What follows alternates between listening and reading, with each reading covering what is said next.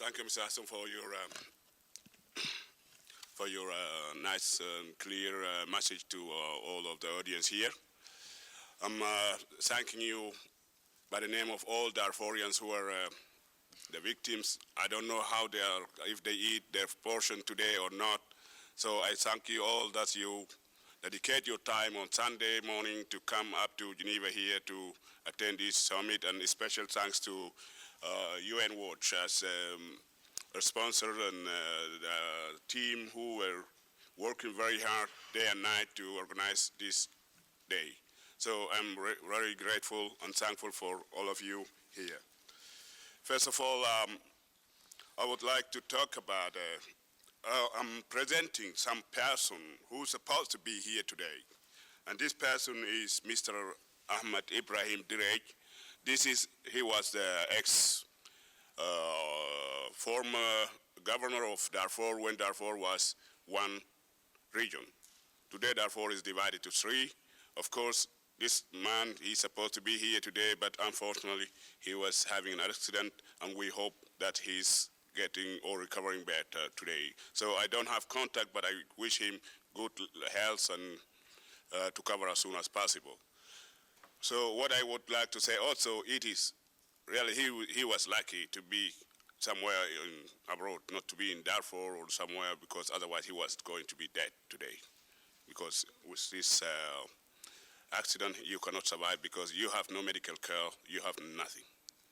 So this guy was really struggling for Darfur a long time in early 80s, and he was doing a lot for Darfur, but the government of Sudan or the people who have power in the central, they were always putting pressure on Darfur, and as we know, since 1960, or we will say 84 or before, we were always victims for the regime governments and who came before and who are coming and coming and coming.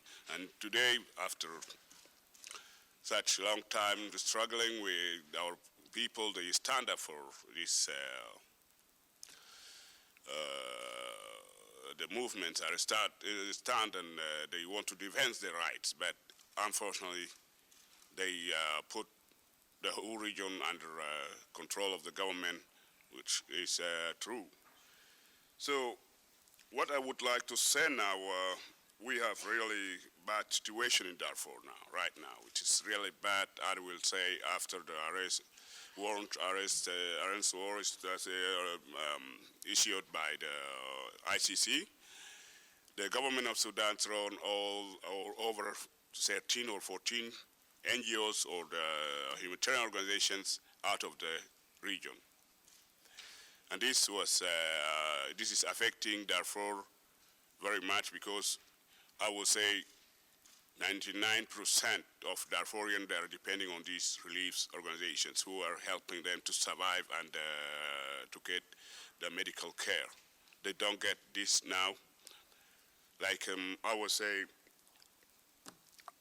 a week ago, I lost a cousin. He was just having normal sickness, and he has to go to the doctor to check up, but he cannot make it because there was no doctor to go to check to know what he has. Because all the doctors who were down, they were thrown out, and now Darfur is left alone without any care. And we're still here sitting and talking about human beings. So we are forgetting and thinking that we are as forgotten people in Darfur, but I don't think that we're forgotten because I see all these nice faces here. They are coming, they are cutting long distance here to come to participate with us and to cooperate with us, or to talk with us, and to give us some feeling that we are also not alone in our tragedy. This is, I'm really appreciating it. So, before yesterday also I lost an uncle. He was also sick, and he cannot also go through just to get some tablets for, I don't know, whatever, stomach ache, whatever it is, and he was also passed away. And this is also, it was hitting me as a result of the thrown organizations out of the region. And I will say this is only me, that which I have only in my territory. I think in every family in Darfur right now they have so much casualties and so much dead people and sick people. They cannot get treatment because they have no doctors down there. If somebody can afford to go down to Khartoum or whatever, wherever, then they have no money to afford it. So they prefer to stay in their bed until they die. And this is what we are arguing, that the humanitarian organizations and the international community has to put a pressure on the government of Sudan to allow these organizations to go back as soon as possible so as to support these people in their treasury, to help them to get somehow along with their life. They are fed up and they are really tired of struggling. At 6 years' time, we see the genocide is running, nobody's caring. We are just talking. As Mr. Aston said, we are just talking, but we're supposed to do something. This is the responsibility of international community. International community has to take its responsibility that these people are born to be protected, to be survive and to be free. If I will tell you, one day, once we were, as Darfurian, we were supporting and feeding Saudi Arabia or the Mecca, as you know. Today we became sitting and waiting for some people to bring us food. We are not able to even to help ourselves. We are really tired of this. Every time I call home,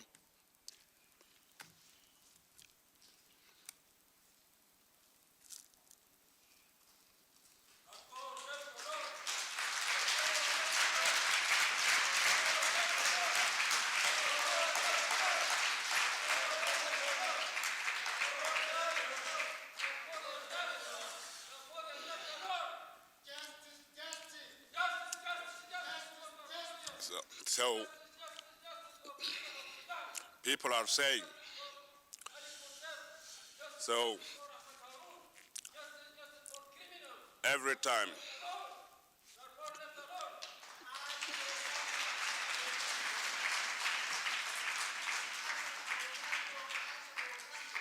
people are asking how long we will be waiting like this.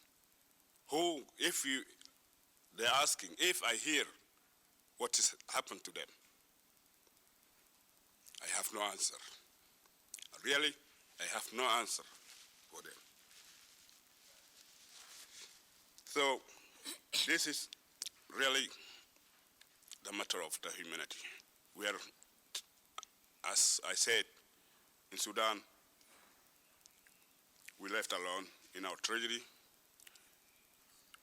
We have no support. So a week or I would say last week on 13th of this month, there were 9 people who were being sentenced to death. They executed them. And they are all African because of their race.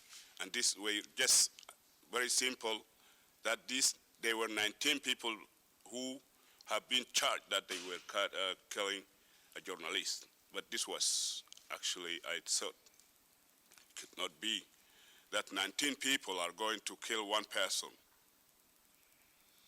And now, 7 of them, they die in the jail by torture. And just last week, they killed the rest of them. A day after, or 2 days after, the government of Sudan announced also another death penalty to 10 of Darfurian African, of course Darfurian, who are being charged by the Sudanese court that they were attacking Khartoum in May 2008. This is very clear. This is against our people, against African, against black African, and those who are victims in this conflict, they're all Darfurian. None of them is out of Darfur, and none of them is belonging to any other tribe. They're African, and this is, like I would say, it is ethnic cleaning. cleansing, or we will say genocide, which is targeting only African people. This we will confirm that what is happening in Darfur is really racism and crime acting against a black African.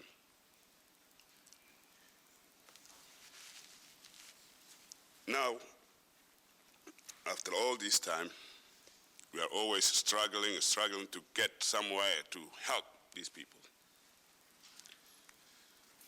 So we get no way. Anyway, tomorrow there will be the Durban Review Conference taking place, and all of them, I will say, Arab and Muslims, they agree to talk about Palestine, Afghanistan, Iraq, and all the other places where others. We are not counted as one of the subject in Darfur is not counted as a subject in the Durban summit. So I would like to ask a question: are we are not people or human beings, or we are second class of human beings, or what kind of people we are? This is the question always bothering me, why we are not accepted by the others as human beings. Why this is happening to us.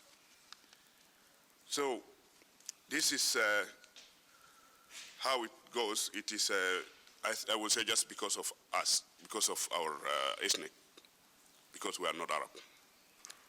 Even we're Muslim, we will not accept it as Arab. As long as we're not Arab, even we're Muslim and we're black, we will count it as a second class. And that's why we are here, fighting against this racism, against this unfair treatment. And we would like to tell everybody that we are human beings, and we're here, and we're going to be as human beings everywhere. And one day the justice will come, and we're called for justice for today before tomorrow, for Darfurian and to the rest of the world as soon as possible. And thank you.